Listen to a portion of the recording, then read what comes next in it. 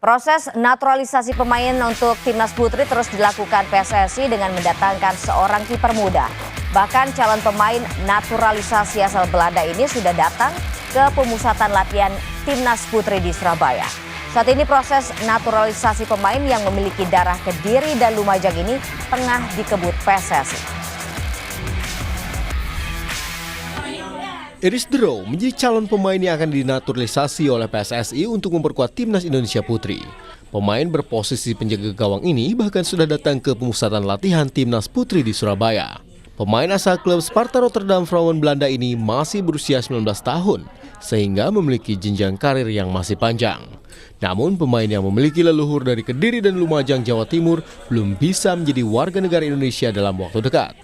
Menurut Exco PSSI yang membidangi sepak bola wanita, Vivin Cahyani Sungkono, proses pengurusan dokumen yang menjadi syarat naturalisasi masih dikebut oleh PSSI. Hadirnya kiper bertinggi 179 cm ini diharapkan bisa menambah kekuatan timnas Indonesia Putri ke depannya. Ada beberapa yang kita lagi target. Salah satunya yang teman-teman tadi lihat ini Iris Draw dari Sparta Rotterdam. Posisinya kiper.